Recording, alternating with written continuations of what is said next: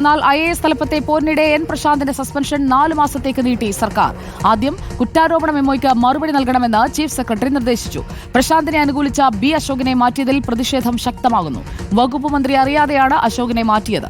അതേസമയം Mallu Hindu WhatsApp group വിവാദത്തിൽ തിരിച്ചെടുത്ത K ഗോപാലകൃഷ്ണനെതിരെ വകുപ്പ് തല നടപടി തുടരും.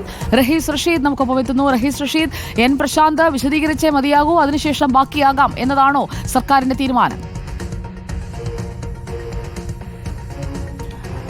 സർക്കാരിൻ്റെ തീരുമാനം അങ്ങനെ തന്നെയാണ്. ചീഫ് സെക്രട്ടറി ചോദിച്ച കുറ്റാരോപണ മെമ്മോയിൽ ആദ്യം എൻ പ്രശാന്ത് IAS മറുപടി നൽകണം.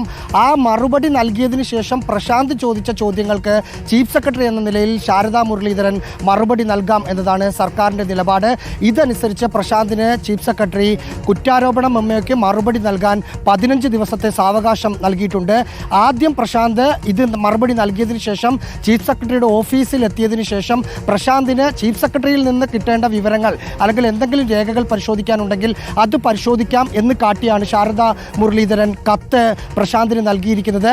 കഴിഞ്ഞ ദിവസം ചേർന്ന ഉന്നതതല യോഗത്തിൽ 120 ദിവസം കൂടി, അതായത് 4 മാസം കൂടി എൻ പ്രശാന്ത് IASന്റെ സസ്പെൻഷൻ നീട്ടിക്കൊണ്ടുപോകാൻ സർക്കാർ തീരുമാനിച്ചിട്ടുണ്ട്.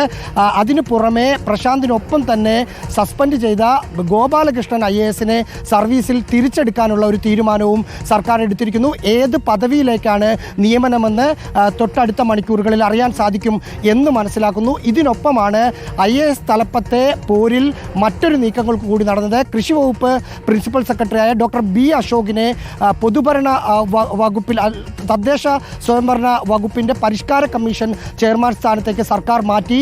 പ്രശാന്തിന് അനുകൂലമായ നിലപാട് സ്വീകരിക്കുന്നത് കൊണ്ടാണ് IAS അസോസിയേഷൻ സംസ്ഥാന പ്രസിഡന്റ് കൂടിയായ ബി അശോകനെതിരെ നടപടിയെടുത്തതെന്നാണ് IASലെ ഒരു വിഭാഗം IAS ഉദ്യോഗസ്ഥർ പറയുന്നത്. പക്ഷേ സാധാരണ നടപടിക്രമങ്ങൾ മാത്രമാണ്. മിടുക്കനായ ഒരു ഉദ്യോഗസ്ഥനെ പുതിയൊരു പദവിയിലേക്ക് ചുമതലപ്പെടുത്തുക മാത്രമാണ് ചെയ്തതെന്നാണ് സർക്കാരിൻ്റെ വാദം. എന്തായാലും പുതിയ ചുമതല നൽകിയതിൽ കടുത്ത അതൃപ്തിയിലാണ് ഡോക്ടർ ബി അശോക്.